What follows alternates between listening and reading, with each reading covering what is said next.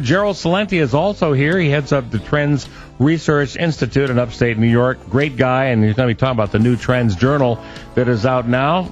Future trends, very important to us. Chris Reed's going to be here as well, the CEO of Reed's Inc. That's now on the New York Stock Exchange, stock doing very well. Doug Glaspie has an update for us at U.S. Geothermal, and John Noble will be back with some wonderful investments that will get you some high yields. We'll have investors showcase as well. It all begins right now with Trends researcher Gerald Celente.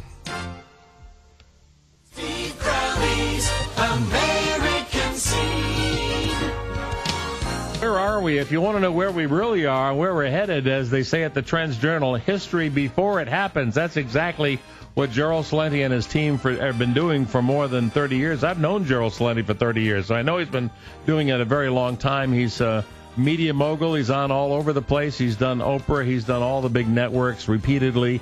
And everybody wants to hear what Gerald Celente says about the next year, 2, 3, 5 years. What's ahead for America? Jerry, welcome back to the program, and Happy New Year. Oh, Happy New Year, and thanks for having me on. I heard this marvelous statistic the other day. It's actually not so marvelous that 50% of Americans believe that the great days of America are behind us, Jerry. Well, I don't know why they should feel like that, considering the wonderful job that Congress is doing. I mean, how they put us into fear and hysteria with the fiscal cliff. Why would they think that? Why would they come up with a conclusion like that when virtually everything that has come out of Washington, D.C., whether it's on the economic front, whether it's on the war front, whether it's health or education, everything they touch, they turn to garbage. Why should people be pessimistic about the future when so few people believe in the government? Well, that's the macro picture, and I totally agree with you. But, you know, Americans on the local level, on the micro level, on the personal, individual, and family level, they feel it. They feel the pain. Well, they should, you know, even with this fiscal cliff. I mean, you know, they said that the taxes didn't go up. They did go up. The taxes went up for people paying Social Security taxes. And when you look at who got hurt the most, I mean, you know, that's who gets hit. You know, the people who could afford it the least. Well, the too big to fails get bailed out. And none of the really, you know, multinationals got hurt with this new fiscal cliff deal. And the people in hedge funds and these vulture capitalists and private equity groups, you know, they're still paying their 15% tax rate when it should be 35, 39%. So, you know, the bigs didn't get hit hard, and the people are, and they're feeling it because also, Steve, look at the jobs, and we've talked about this before, that college grads are getting. 50% of the jobs they have are barely paying a living wage, and you don't need a college education for. Right. Unless you're into oil exploration and development, those jobs out of college are paying $100,000 to start. Yeah. You know, and they're there, and they're going to continue to grow, and of course they're going to come with a price, and the price is going to be an environmental price, and matter of fact, in this new TrendsJournal that will be out shortly, we have a 10,000-word piece on hydrofracking. And you know my motto, taught to me by my dear father, may he rest in peace, think for yourself. We lay it out, and you decide whether it's going to be a cost-benefit that we should buy into or that should be discouraged. All right, but it's changing the face of, I mean, the United States, through fracking, is going to become an exporting nation of energy, isn't it? Yes, but again, is the price going to be worth it? I see. Okay, well, I thought there were companies out there. I know of one of them because they've been a sponsor of this program. One of the big things they do is they just clean up frack water. They make sure that they're environmentally clean and safe, and that the frack water does not hurt the environment.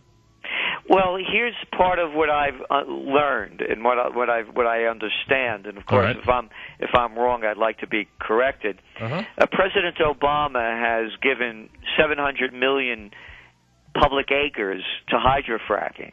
Okay. And the way I understand it is that they don't have to tell us what chemicals were pumped into the earth until after the operations have been completed. Okay. So we don't know what's going in, and we don't know what chemicals are in the water that are being pumped into the earth. No, you're right. Most of the cleaning is happening when they take the water out. Right. They're running it through a process where it cleans it up before it just dumps back into the soil, you know? And the reason they're saying that they can't tell us what the chemicals are, they say it's a trade secret. I see. Okay, so you say there's something dark and sinister behind fracking then, you think? I'm saying there are two sides to the story, and to look at all the information and the data, and then you think for yourself and you make the decision. Well, it's very expensive, as you know, and it doesn't always work.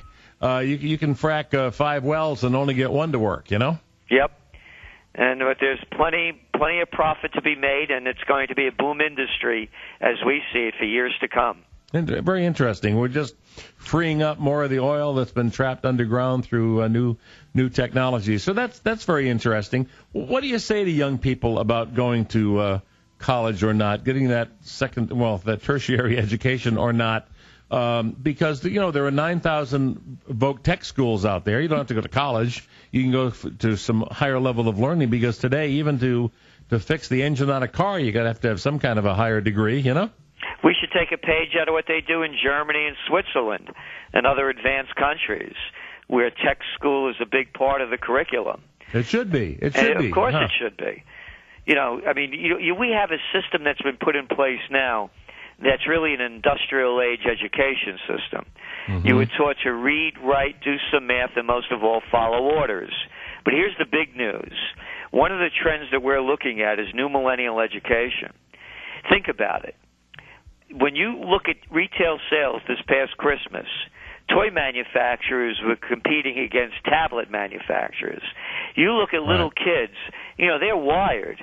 They're doing things technologically that we never dreamed of. But it's not only that they're wired in terms of their astuteness and ability to work in the digital world, their brain is wired differently.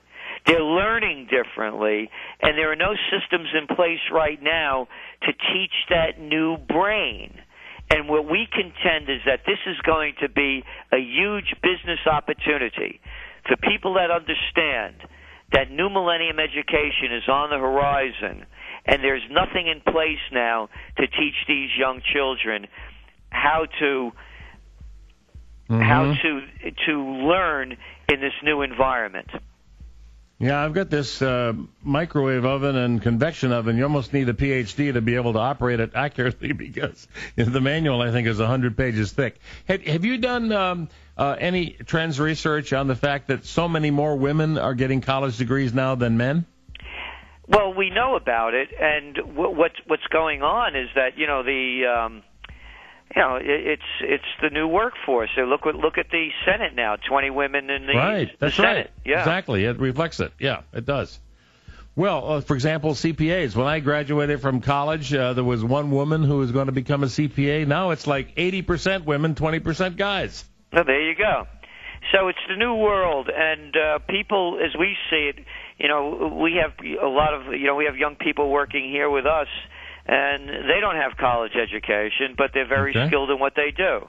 Interesting. And again, I went to college, and I didn't learn a heck of a lot from there in business administration, I can tell you that. Right.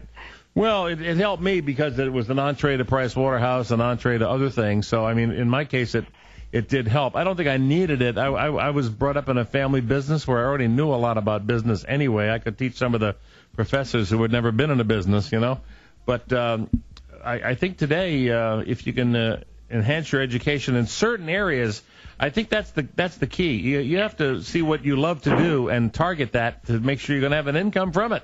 Yeah, you got it. I'm 100% with you. You have to do what you love and make sure you can make money doing it. And I think languages are a big deal today. I was just reading about cruise ship jobs that people can save a lot of money by working on a cruise ship. They can put away $2,000, $3,000, $4,000, $5,000 a month by working on a cruise ship. And if you know how to speak Spanish or French or any language, you probably get a job pretty quick. You're right. It's the global age. And in thinking about the global age and the global economy, our forecast for 2013 is, on the economic front, more of the same but worse.